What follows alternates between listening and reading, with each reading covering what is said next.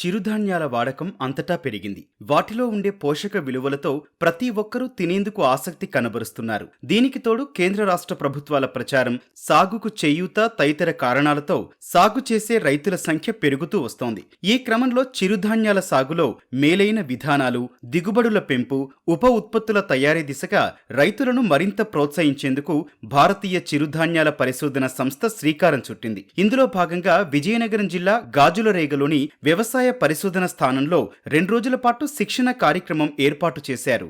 చిరుధాన్యాల పంటల్ని ఎలా సాగు చేసుకోవాలి, సాగు చేసుకొని అధిక దిగుబడితో పాటు అధిక ఆదాయం కూడా ఎలా తీసుకురావాలనే దాని మీద 2 రోజుల ప్రశిక్షణ ఇస్తున్నాము. మనం రైతులు ముఖ్యంగా పంటలు పండిస్తారు, కానీ దాన్ని మూల్య వృద్ధి చేయటము, సరైన సమయంలో అమ్ముకోవటము, దానికి అంత ప్రాముఖ్యత ఇవ్వరు. దానివల్ల వాళ్ళకి నష్టాలు ఎక్కువ జరుగుతూ ఉంటాయి.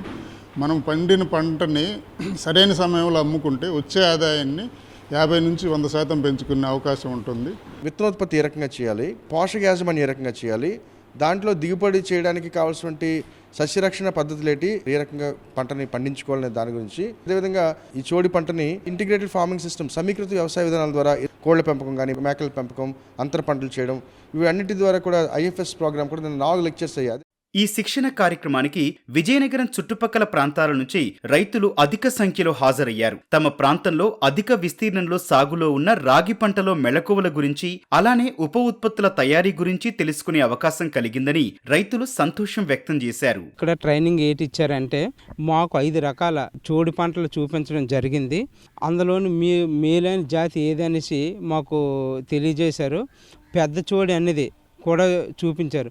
పెద్ద చోడు అనేది కాంపాక్ట్ బాక్ల ద్వారా ఉండి దాన్ని ఏ విధంగా విత్తన శుద్ధి చేసుకున్నట్లుగా అయితే ఎంత టైంలోనే వస్తుంది, అది ఎన్ని రోజులు పంట వస్తుంది, ఎప్పుడు వేసుకుంటే మంచి దిగుబడి వస్తుంది, మంచి గిట్టుబాటు ధర అనేది ఉంటుందని ఉద్దేశంతో ఈ విషయాలన్నీ నేను క్లుప్తంగా నేర్చుకున్నాను. పంట పండించే విధానం లాభదాయకంగా ఏ విధంగా ఉంటే మీరు పెట్టుబడి తగ్గించుకొని లాభాలను పొందవచ్చు అనే విషయాన్ని చెప్పారు.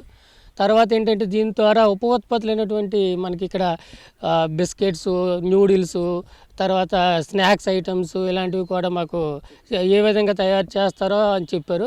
చూడే దాని మీద మాకు చాలా చక్కగా వివరించారు. మాకు తెలియని విషయాలు కొన్ని మాకు అన్ని రకాలుగా నేర్పించారు సార్. చిరుధాన్యాల సాగుకు సహకారం అందించడంతో పాటు మార్కెటింగ్ పరంగానూ తోడ్పాటును అందిస్తే లాభసాటిగా ఉంటుందంటూ రైతులు అభిప్రాయపడుతున్నారు.